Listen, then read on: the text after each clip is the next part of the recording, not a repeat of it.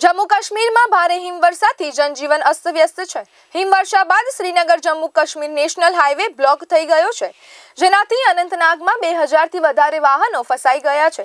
ફસાયેલા લોકોમાં ગુજરાતી લોકોની સંખ્યા વધારે છે। હાઈવે ક્યારે ખુલ્લો થશે તેનો કોઈ જવાબ સરકાર પાસેથી મળ્યો નથી। તો બીજી બાજુ શ્રીનગર લેહ હાઈવે અને મુગલ રોડ પણ બંધ થઈ ચૂક્યા છે। જમ્મુ કાશ્મીરથી લદ્દાખને જોડતા જોજીલા પાસનું તાપમાન 25 સેલ્સિયસ ડિગ્રી રહ્યું।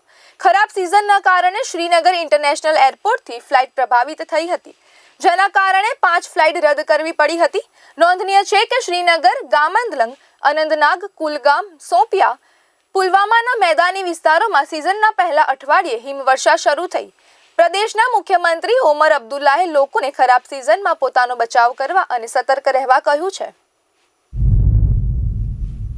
અમે ગઈકાલે સવારે કટરાથી શ્રીનગર જવા નીકળ્યા હતા અને બનીહાલ ટનલ છે ત્યાં પહોંચ્યા ત્યારે અંદર બધો ટ્રાફિક રોકાઈ ગયો હતો।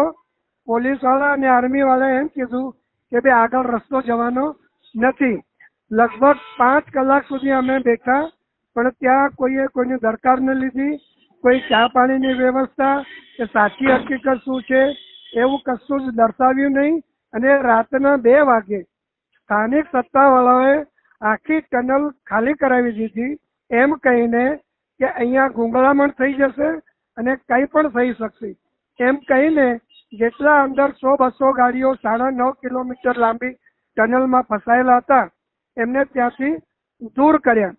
અને રાતના 2-3 વાગે એક તરફ સ્નોફોલ થઈ રહ્યો હતો, બરફ વર્ષા થઈ રહી હતી, અને એવા સમયે રાતના 2-2:30 વાગે બધા ટુરિસ્ટો પાછા કટરા તરફ વળ્યા।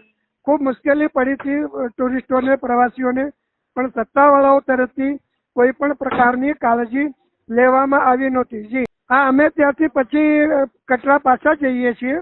ઓકે। હા, અને એમ કહે છે કે ભાઈ રસ્તો હજુ બંધ છે। અને આપ વિડીયોમાં પણ જોશો કે અમે અમારી જે ટેમ્પો ટ્રાવેલ છે એમાં નાના છોકરા માટે પણ જે મુશ્કેલી પડી હતી, કોઈ દૂધની વ્યવસ્થા નહોતી, કશું નહોતી। અંદર રાતના 2-2:30 વાગે અમે ટેમ્પો ટ્રાવેલની અંદર જ એક ચાદરનો ઘોડિયો બાંધીને અને બાળકને અમે શાંત રાખવાનો પ્રયત્ન કર્યો હતો। એ પણ આપ દર્શકો વિડીયોમાં જોઈ શકો છો। 50% ગુજરાતી હતા। અમે બહાર નીકળ્યા હતા ત્યારે બધાને પૂછતા હતા કે ભાઈ આમાં કોઈ ગુજરાતના છે, કોઈ અમદાવાદના છે, તો લગભગ 50% ગુજરાતના લોકો હતા। એ લોકો પણ પૂછપરછ કરતા હતા, પણ કોઈ યોગ્ય સંતોષજનક જવાબ મળતો નહોતો।